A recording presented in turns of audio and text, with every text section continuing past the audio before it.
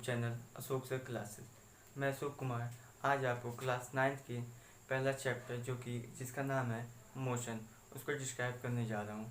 जैसा कि आप सभी क्लास 8 या 7th 8 में पढ़ चुके हैं कि कंबाइन साइंस पढ़ते हैं। अभी भी यहाँ भी क्लास 10 9 10th में भी कंबाइन साइंस है, लेकिन बेसिक फंडा जो फिजिक्स का बेसिक फंडा है वो क्लास 9 से स्टार्ट हो जाता है।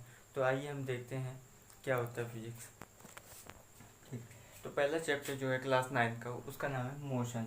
ठीक, उसके पहले हम जानते हैं फिजिक्स क्या होता है। ठीक, फिजिक्स जो वर्ड आया है वो फ्यूजेज, जिसका स्पेलिंग है FUSES, फ्यूजेज टर्म से आया है, जिसका मीनिंग होता है नेचर, जिसका मीनिंग होता है nature.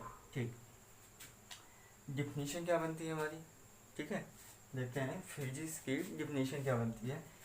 The branch of science that deal with the study of natural phenomena. Science का वह ब्रांच जिसमें हम नेचुरल फिनोमेना के बारे में पढ़ते हैं वो क्या कहलाती है, physics.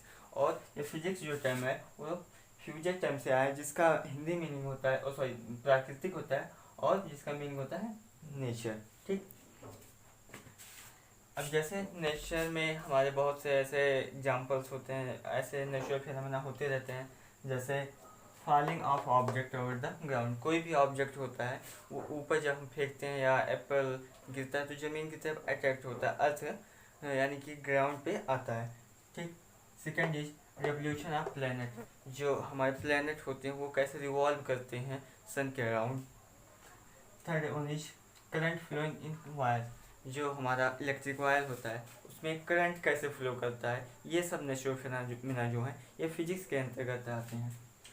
And production of sound, जैसा कि मैं बोल रहा हूँ इसका प्रोड्यूस कैसे होता है, ये साउंड प्रोड्यूस कैसे होता है, माइक में रिकॉर्ड कैसे होता है, जैसे ये वीडियो कैमरे में शूट हो रहा है, ये सब जो फिनोमेना है ये नेचुरल फिनोमेना है। इन सभी के बारे में हम फिजिक्स के बारे में ही पढ़ते हैं।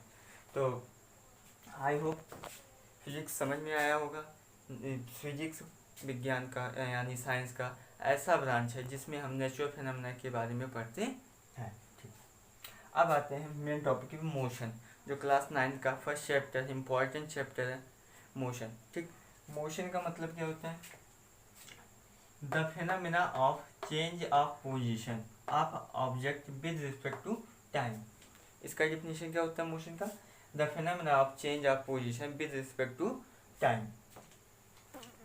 देखो, change of position main point क्या है, चेंज ऑफ पोजीशन मतलब कोई ऑब्जेक्ट अगर सपोज डेट ए पर है, कुछ टाइम बाद बी पे हो आ गया। ठीक, कुछ टाइम में T1 टाइम में, मतलब कि कोई भी ऑब्जेक्ट ए पोजीशन पे था, अब वो कहाँ पहुँच गया, बी पे, और क्या टाइम इंटरवल क्या लगा, T1 लगा। तो मतलब पहले ए पोजीशन था अब बी, तो मतलब इसकी पोजीशन जो था वो चेंज हो गई, पहले ए पे था अब बी पे था, और उसमें कुछ टाइम लगा। जैसे कि डिफिनीशन में साफ हमको दिखाई दे रहा है, change of position of object, जो ऑब्जेक्ट है वो पहली पोजीशन से चेंज करके दूसरी पोजीशन पर पहुंच गई है। ठीक है, विद रिस्पेक्ट टाइम, और पहले पोजीशन से दूसरे पोजीशन पर जाने के लिए उसको कुछ टाइम भी लगेगा। ठीक, तो change of position of object with respect to time known as the motion. ठीक, अब मैकेनिक्स क्या होता है, स्टडी ऑफ द मोशन। ध्यान से समझो, study of the motion is known as the mechanics. हम मोशन यानी गति के बारे में जो पढ़ते हैं उसे क्या कहते हैं, मैकेनिक्स। मैकेनिक्स के अंदर जितने भी मोशन के रिलेटेड टॉपिक्स होते हैं, मोशन के बारे में जितना भी अध्ययन करते हैं उसको क्या बोलते हैं, मैकेनिक्स।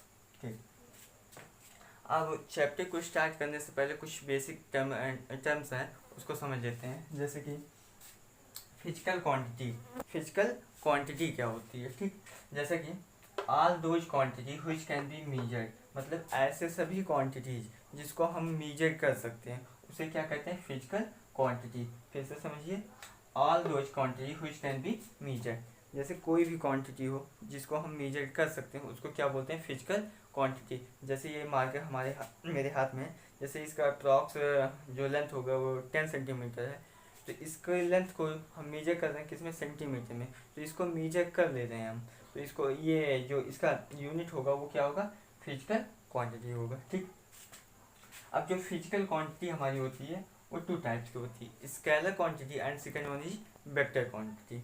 ठीक, स्केलर क्वांटिटी देखते हैं, completely described by magnitude Elon.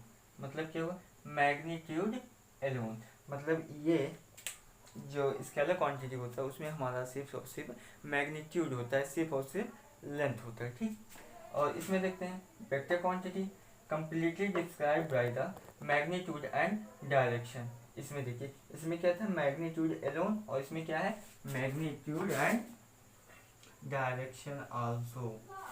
So we can say जो स्केलर क्वांटिटी होता है उसमें ओनली लेंथ होता है, जैसे ये मार्कर का लेंथ है अप्रॉक्स 10 सेंटीमीटर। ठीक, इसमें डायरेक्शन का कोई मैटर नहीं है, चाहे इधर से हम लेंथ को मीजर करें चाहे इधर से मीजर करें, ये जो हमारी लेंथ मेजरमेंट आएगी वो 10 सेंटीमीटर ही आएगी। ठीक, लेकिन वेक्टर क्वांटिटी में क्या होता है, इसमें डायरेक्शन का भी मैटर होता है, डिस्टेंस सॉरी लेंथ जो होगा वो तो होगा ही, साथ में डायरेक्शन होगा। इसको हम और डिटेल में देखते हैं, जैसे एग्जाम्पल है लेंथ टाइम टेम्परेचर। ठीक, लेंथ जो होता है वो हम मेजर करते हैं, चाहे इस डायरेक्शन से करें चाहे उस डायरेक्शन, इसमें डायरेक्शन की का कोई मैटर नहीं होता है। टाइम, टाइम हो गया, ये टाइम चल रहा है धीरे धीरे, इसमें डायरेक्शन का कोई मैटर नहीं है। टेम्परेचर, टेम्परेचर जैसे हाई है, अभी गर्मी बहुत हो रही है तो टेम्परेचर हाई है, कभी लो हो जाता है, तो इसमें डायरेक्शन का कोई मैटर नहीं होता है। But in vector quantity completely described by the magnitude and direction, example force, displacement and velocity। अब इसको समझते हैं, फोर्स में डायरेक्शन का क्या यूज है, कैसे हम समझेंगे। जैसे एक डोर है, जैसे डोर है, हमको ओपन करना है तो उसको हमको बताया गया कि 10 न्यूटन में डोर ओपन हो जाएगा। ठीक है, अगर हम सामने से पुश कर रहे हैं तो अंदर की तरफ अगर डोर ओपन होता होगा तो 10 न्यूटन जब हम अप्लाई करेंगे तो डोर ओपन हो जाएगा। ठीक है, अगर पुश करेंगे 10 न्यूटन के साथ तो डोर जो होगा वो ओपन हो जाएगा। ठीक है, अगर तो हम पुश कर रहे हैं, एक डायरेक्शन हो गया। ठीक, और उसी को अगर हम पुल कर रहे हैं, ठीक है, 10 न्यूटन की फोर्स से पुल कर रहे हैं, खींच रहे हैं अपनी तरफ, तो जो डोर है हमारा ओपन नहीं होगा। ठीक है, तो यहाँ क्या होता है, डायरेक्शन, फोर्स ऑफ डायरेक्शन जो है मायने रखता है, मैटर करता है। ठीक है, जैसे दरवाजा है, डोर है, इधर से ये इस साइड अंदर की साइड खुलता है। ठीक है, अगर इधर से 10 न्यूटन का फोर्स लगाएंगे तो ये क्या होगा, ओपन हो जाएगा। ठीक है, अगर इसको पुश कर सॉरी पुल करने पर, ठीक, और इसको अगर पुश करें तो क्या होगा, ये इस साइड नहीं खुलेगा। ठीक है, ये डोर जो हमारा इस साइड पुश करने पर नहीं खुलेगा, क्योंकि इसमें डायरेक्शन मैटर करता है। ठीक है, तो आई होप समझ में आया होगा स्केलर क्वांटिटी क्या होता है, वेक्टर क्वांटिटी क्या होता है। स्केलर क्वांटिटी में सिर्फ लेंथ होता है, डायरेक्शन का कोई मतलब नहीं होता है। इन वेक्टर क्वांटिटी लेंथ भी होता है और सॉरी मैग्नीट्यूड भी होता है और डायरेक्शन भी होता है। जैसे मैग्नीट्यूड में, जैसे हमने एग्जांपल आपको बताया डोर ओपन करने का, अगर डोर को हम पुश करते हैं, ठीक है, तो ओपन हो जाएगा। जैसे सपोज डोर को ओपन करने के लिए हमको 10 न्यूटन की आवश्यकता होती है फोर्स की, तो वो ओपन हो जाए। अगर वही 10 न्यूटन के साथ हम पुल करें, अपनी तरफ खींचे दरवाजे को, तो वो ओपन नहीं होगा। यहाँ पर डायरेक्शन की बहुत महत्वपूर्ण रोल होता है। ठीक, नेक्स्ट पॉइंट है यूनिट। यूनिट क्या होता है, it is a reference standard in term of which any physical quantity can be measured। जो जैसे कि ये लेंथ है, इसको मेजर किया हमने, कितना है, 10 क्या, सेंटीमीटर। जिस यूनिट में हम reference standard in term of which any physical quantity can be measured, जो हम इसको मेजर करना है, 10 क्या है, मीटर है, सेंटीमीटर है, किलोमीटर है, क्या है, तो इसका जो सेंटीमीटर वो हमारा यूनिट होगा। जैसे लेंथ को हम मेजर करते हैं किलोमीटर में, मीटर, सेंटीमीटर एंड मिलीमीटर। ठीक, जैसे टाइम का हो गया आवर्स, मिनट्स, सेकेंड। अब टेम्परेचर का देखते हैं, टेम्परेचर को सेल्सियस, फ़ारेनहाइट और केल्विन में मेजर करते हैं। ठीक, अब मोशन पे आते हैं। मोशन का मतलब ही होता है चेंज इन पोजीशन। मतलब मैं अगर यहाँ हूँ, कुछ टाइम बाद यहाँ पहुँच गया, ठीक है, तो उस जगह से मैं यहाँ आ गया। ठीक है, मेरी जो पोजीशन थी पहले वहाँ थी, अब यहाँ आ गया। ठीक है, तो इसमें कुछ टाइम भी लगा होगा। तो मेन मेन पॉइंट जो है चेंज ऑफ पोजीशन, मतलब समय के साथ उसके स्थान में परिवर्तन होना ही मोशन कहलाता है। मोशन की हिंदी होती है गति। ठीक, अब सेकंड पॉइंट है स्टेट ऑफ मोशन। ठीक, स्टेट ऑफ मोशन, मोशन के टू स्टेट होते हैं, state of rest and state of motion. ठीक है, स्टेट ऑफ रेस्ट में क्या होता है, जो ऑब्जेक्ट होता है हमारा, जो ऑब्जेक्ट होता है वो चेंज नहीं होता, उसका पोजीशन जो होता है चेंज नहीं होता, does not change position with respect to time.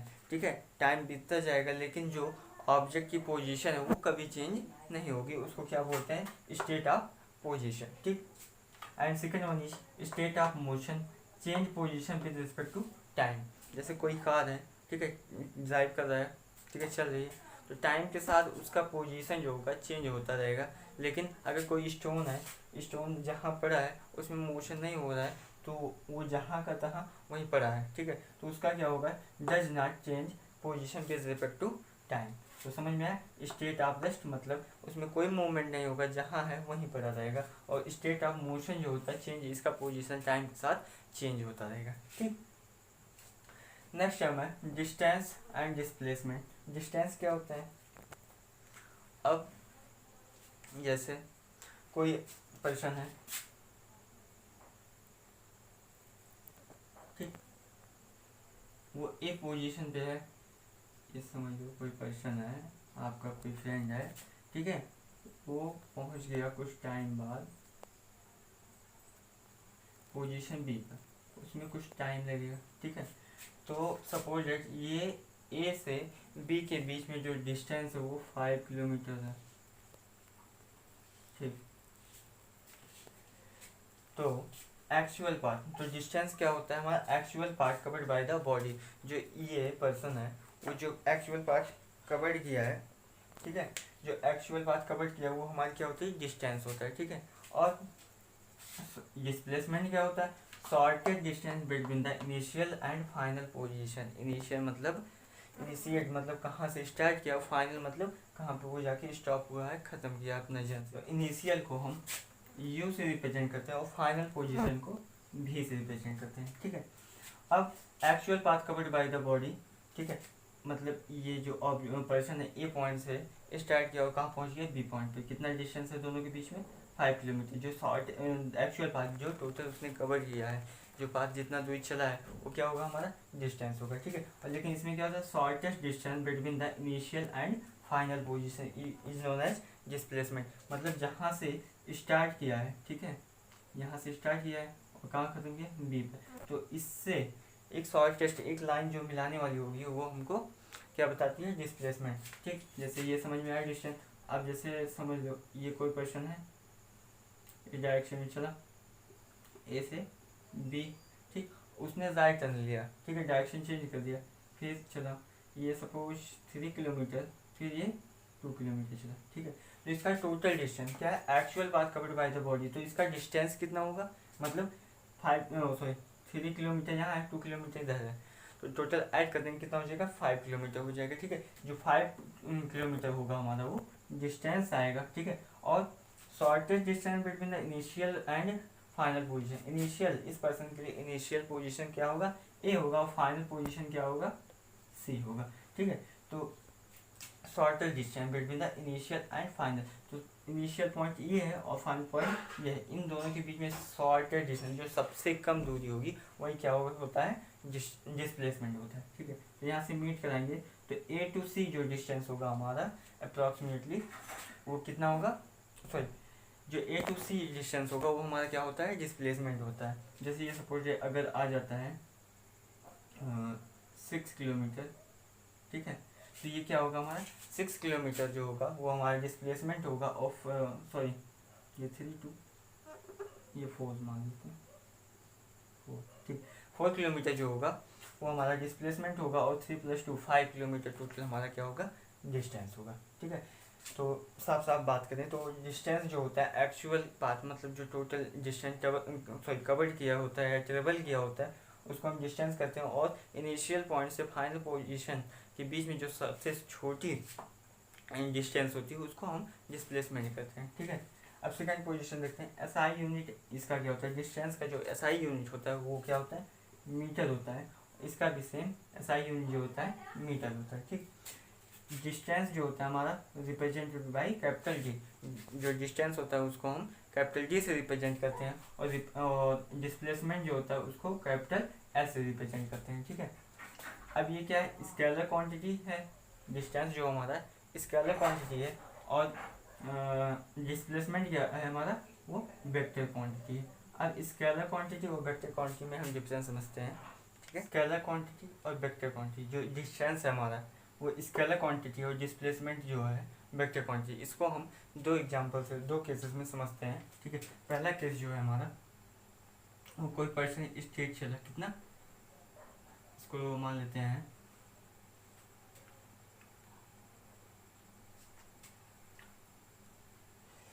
पहला पर्सन, जो इसको मान लेते हैं 4 किलोमीटर। ठीक, ये ए पोजीशन से स्टार्ट किया, कहाँ पहुँच गया, बी पर। ठीक, फिर स्टॉप हुआ, फिर यहाँ से स्टार्ट किया इसने 3 किलोमीटर। ठीक, पहुँच गया कहाँ, सी। और सेकेंड पोजीशन क्या है, ये तो चला 4 किलोमीटर यानी 4 किलोमीटर चला, फिर ये बी पोजीशन पहुँच कर डायरेक्शन चेंज कर दे रहा है। ठीक है, वो 3 किलोमीटर यहाँ चला था, लेकिन ये भी 3 किलोमीटर चलेगा। ठीक है, लेकिन अलग डायरेक्शन इसने चेंज कर दिया। ठीक है, अब इसके लिए डिस्टेंस क्या होगा,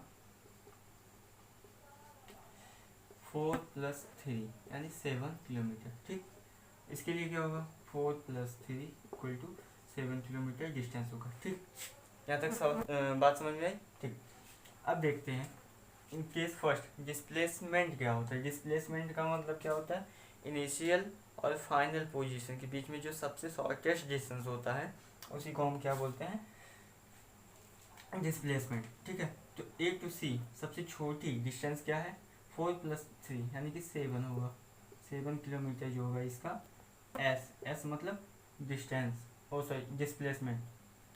ठीक, और इसमें देखेंगे शॉर्टेस्ट पाथ यानी ए और सी के बीच में जो सबसे कम दूरी होगी, जब जो सबसे छोटी दूरी होगी, लेंथ होगी, उसको हम क्या बोलेंगे, डिस्प्लेसमेंट। तो देखते हैं इसको जब हम मेजर कराते हैं तो यहाँ से ए और सी के बीच में जो हम डिस्टेंस पाते हैं तो हमको क्या मिलता है, 5 किलोमीटर। ठीक, तो यहाँ पर डिस्प्लेसमेंट इक्वल टू कितना आया, 5 किलोमीटर। यहाँ देखिए डिस्टेंस सेम है, यहाँ भी सेम है, इसका मतलब डिस्टेंस डायरेक्शन चेंज करे या डायरेक्शन ना चेंज करे उस पर कोई इफेक्ट नहीं पड़ता है। लेकिन इन केस ऑफ डिस्प्लेसमेंट में अगर डायरेक्शन चेंज कर दिया जाता है तो इसकी वैल्यू जो होती है बदल जाती है। ठीक है, तो इससे हम कह सकते हैं जो हमारा डिस्प्लेसमेंट है वो वेक्टर पर डिपेंडेंट होता है। ठीक है, सो ये क्या होता है, डिस्प्लेसमेंट हमारा जो होता है वेक्टर क्वांटिटी होता है, और डिस्टेंस हमारा जो होता है स्केलर क्वांटिटी होता है। ठीक, सेकेंड पॉइंट, नेक्स्ट पॉइंट है कैन नेवर बी निगेटिव। जो हमारा डिस्टेंस होता है वो निगेटिव नहीं हो सकता है, बट डिस्प्लेसमेंट जो होता है हमारा निगेटिव हो सकता है। आइए इसको भी एग्जांपल के माध्यम से समझते हैं। ठीक, फिफ्थ पॉइंट को देखते हैं, कैन नेवर बी निगेटिव, और इसमें क्या कैन बी निगेटिव, मतलब डिस्टेंस जो होता है वो हमारा कभी भी निगेटिव नहीं होगा, और जो डिस्प्लेसमेंट होता है वो निगेटिव हो सकता है। कैसे हो सकता है इसको हम देखते हैं। जैसे एक कोई पर्सन है, पोजीशन ए से स्टार्ट करता है, कहाँ तक गया, पोजीशन बी। ठीक है, कितना है, 5 किलोमीटर है। ठीक है, अब यहाँ से ये इस डायरेक्शन में, अब यहाँ से ये रिटर्न आ गया 7 किलोमीटर, पोजीशन कहाँ से, बी से सी पर। ठीक, अब इसका टोटल डिस्टेंस कितना ट्रेवल किया, 5 + 7, तो ऐड करेंगे 5 + 7 इक्वल टू कितना हो गया, 12 किलोमीटर। इसका डिस्टेंस यानी डी इक्वल टू कितना होगा, 12 किलोमीटर। ठीक है, अब अगर डिस्प्लेसमेंट निकालेंगे, ठीक है, डिस्प्लेसमेंट निकालते हैं तो क्या होगा, ये पहले कहाँ गया, 5 किलोमीटर। ठीक है, प्लस में गया, फिर अपोजिट डायरेक्शन में आ गया, तो इसको हम क्या कंसिडर करेंगे, निगेटिव कंसिडर करेंगे। तो ये माइनस लगा देंगे यहाँ, कितना होगा, +5 - 7 क्या आएगा, -2 किलोमीटर। तो जो हमारा डिस्प्लेसमेंट है वो कितना होगा, -2 किलोमीटर, क्योंकि ये बैक डायरेक्शन में -2 ज़्यादा चला गया है। ठीक है, तो हमारा जो डिस्प्लेसमेंट होगा वो -2 किलोमीटर आएगा। यहाँ पर माइनस से हमको पता चलता है ये कैन भी निगेटिव, ये डिस्प्लेसमेंट जो होता है हमारा निगेटिव हो सकता है, और डिस्टेंस जो होता है हमारा हमेशा पॉजिटिव होता है, कभी भी नेगेटिव नहीं हो सकता है। ठीक, इसके बाद नेक्स्ट टाइम आता है स्पीड एंड वेलोसिटी। ठीक है, स्पीड क्या होता है, वेलोसिटी क्या होता है। ठीक है, बहुत बेसिक सा डिफरेंस है, बहुत ही माइन्यूट सा डिफरेंस है इन दोनों में। ठीक है, स्पीड क्या होता है, total distance covered per unit time. जो हमारा डिस्टेंस होता है total distance per unit time, मतलब किस रेट से चल रहा है। ठीक है, उसको हम क्या बोलते हैं, स्पीड बोलते हैं। ठीक है, और इसमें क्या होता है, total displacement covered per unit, covered by per unit time. इसमें क्या होता है, देखो इसमें क्या है डिस्टेंस, इसमें क्या है डिस्प्लेसमेंट, ये डिफरेंस होता है। इसमें जो होता है डिस्टेंस अपॉन टाइम होता है, इसमें क्या होता है डिस्प्लेसमेंट अपॉन टाइम होता है। ठीक है, दोनों का ऐसा यूनिट जो होता है मीटर पर सेकेंड होता है। अब यूनिट कैसे निकालते हैं इसको देख लेते हैं। इसका फार्मूला जो होता है speed equal to distance upon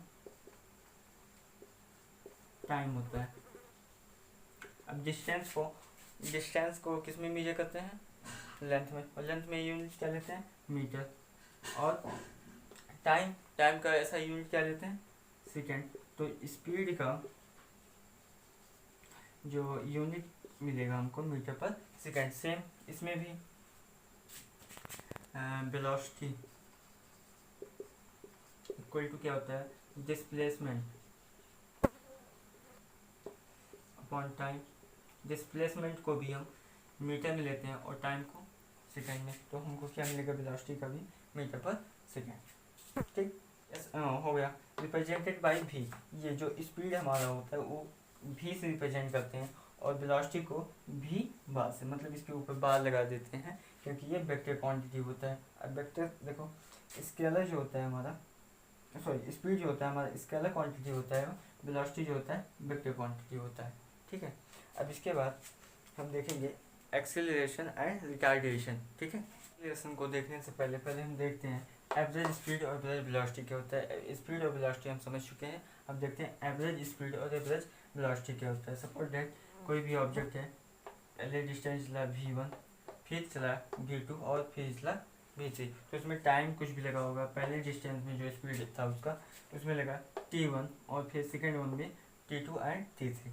तो एवरेज स्पीड का जो फार्मूला हमारा होता है total distance travel upon total time taken, कि मतलब जितना डिस्टेंस पूरा ट्रेवल किया गया उसको डिवाइड करेंगे जितना टोटल टाइम लगा है। तो यहाँ से एवरेज स्पीड निकालेंगे v1 plus v2 plus v3, यानी v1 v2 v3 को ऐड कर देंगे और टोटल जितना टाइम लगा है उसको ऐड कर देंगे, और डिस्टेंस में टोटल टाइम से डिवाइड कर देंगे, तो जो हमारा एवरेज स्पीड होगा वो निकल कर आ जाएगा। ठीक है, सेम वैसे ही है एवरेज वेलोसिटी में जो होता है इसमें सम करना पड़ता है और नंबर ऑफ वेलोसिटी से डिवाइड करना पड़ता है। जैसे पहली वेलोसिटी है हमारी s1, फिर second is s2 and third is s3। ठीक है, इसमें भी टाइम सेम लगेगा, कुछ ना कुछ टाइम लगेगा t1 t2 t3 सपोज कर लिया हमने। ठीक है, average velocity equal to sum of the velocity divided by number of velocity. ठीक है, जैसे कि यहाँ s1 s2 s3 हमने ऐड कर दिया s1 plus s2 plus s3 upon divided by number of velocity. कितने वेलोसिटीज है 1 2 3,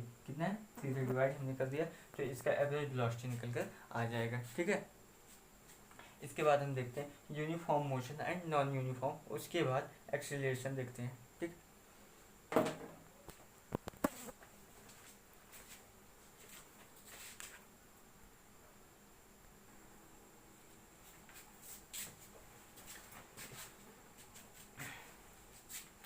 डियर फ्रेंड्स देखते हैं uniform and non uniform motion क्या होता है। If an object covered equal distance in equal interval of time, the motion said to be uniform motion. मतलब इसका क्या हुआ कि किसी भी इक्वल इंटरवल ऑफ टाइम में जो डिस्टेंस कवर करता है वो भी इक्वल हो। मतलब कि अगर जो 1 सेकंड में 5 मीटर पर सेकंड की स्पीड से चल रहा है, तो अगले सेकंड में भी 5 मीटर पर सेकंड की स्पीड से ही चलेगा।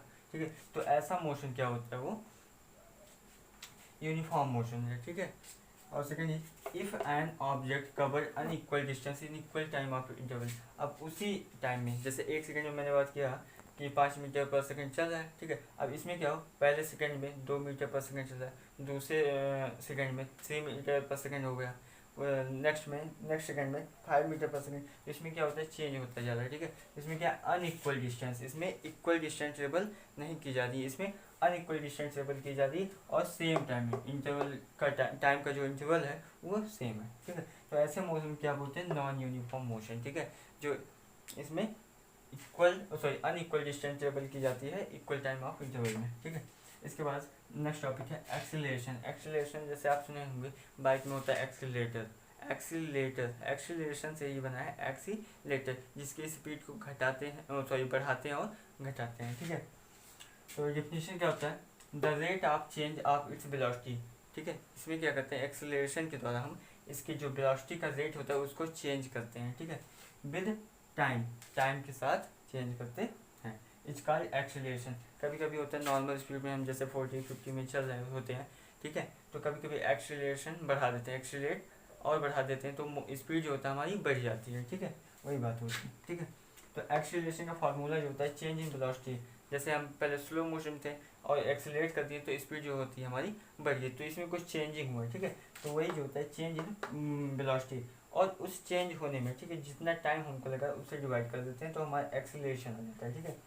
अब चेंज इन वेलोसिटी, अब चेंज इन वेलोसिटी कैसे निकालेंगे, चेंज इन वेलोसिटी का फॉर्मूला होता है v माइनस यू, भी जहाँ होता है फाइनल वेलोसिटी और u जो होता है हमारा इनिशियल वेलोसिटी। तो यहाँ से चेंज इन वेलोसिटी के स्थान पे v माइनस यू रख देते हैं, और t टाइम के लिए हम t रिप्रेजेंट करते हैं और एक्सीलरेशन को a से रिप्रेजेंट करते हैं। तो हमारा फार्मूला जो बनेगा a equal to v minus u upon t, ये हमारा फार्मूला है। अब इसका यूनिट कैसे निकालते हैं, अब v और u यानी वेलोसिटी है यहाँ, तो वेलोसिटी का जो यूनिट होता है वो क्या होता है, मीटर पर सेकंड, अपॉन लगा दिया, ठीक, फार्मूले से निकाल रहे हैं, ठीक। टी क्या है, टाइम है, टाइम का यूनिट क्या होता है, सेकंड, तो मीटर पर सेकंड डिवाइड बाई सेकंड, ये सेकंड जो नीचे आके मल्टीप्लाई हो जाएगा तो क्या बनेगा हमारा मीटर अपॉन सेकंड स्क्वायर, इसको ऊपर लेके जाएंगे तो इनवर्स में हो जाएगा मीटर पर सेकंड स्क्वायर, यानी मीटर सेकंड की पावर -2। और ये क्या होता है हमारा वेक्टर क्वांटिटी होता है। वेक्टर क्वांटिटी क्या होता है, वेलोसिटी है, इसमें इस फॉर्मूले वेलोसिटी है, वेलोसिटी पहले से ही हम जानते हैं वेक्टर क्वांटिटी होता है। अगर कोई भी टर्म अगर वेक्टर क्वांटिटी है तो वो फार्मूला जो होगा वो टर्म जो होगा वो वेक्टर क्वांटिटी हो जाती है, ठीक है। अब इसी का जस्ट अपोजिट टर्म है डी एक्सीलरेशन और रिटार्डेशन, ठीक है। अब इसमें क्या होता है, स्पीड को हम बढ़ाते हैं, रिटार्डेशन या डी एक्सीलरेट में हम ब्रेक लगाते हैं। जैसे बाइक चल रही है, अगर हमको रोकना है तो रिटार्ड लगाते हैं, एक्सीलरेटर को कम करते हैं, ब्रेक लगाते हैं, तो उसी को क्या बोलते हैं, डी एक्सीलरेशन और रिटार्डेशन। एक्सीलरेशन विद निगेटिव साइन, जो एक्सीलरेशन होता है इसमें हमारा निगेटिव साइन के साथ होता है, ठीक। आई होप ये वीडियो आप लोगों को पसंद आई होगी। अगर वीडियो पसंद आया तो फ्रेंड्स के साथ शेयर कीजिए, चैनल को सब्सक्राइब कीजिए, और नेक्स्ट लेक्चर में हम देखेंगे इसके तीनों इक्वेशन आप मोशन जो फर्स्ट सेकंड थर्ड इक्वेशन है मोशन के, उसका मैथमेटिकली और ग्राफिकली डेरिवेशन देखेंगे, और लास्ट टॉपिक है हमारा सर्कुलर मोशन, ठीक है। नेक्स्ट लेक्चर में इस वीडियो के सेकंड पार्ट में ये चैप्टर फिनिश हो जाएगा और थर्ड पार्ट में इसका न्यूमेरिकल हम देखेंगे। Thank you for watching this video.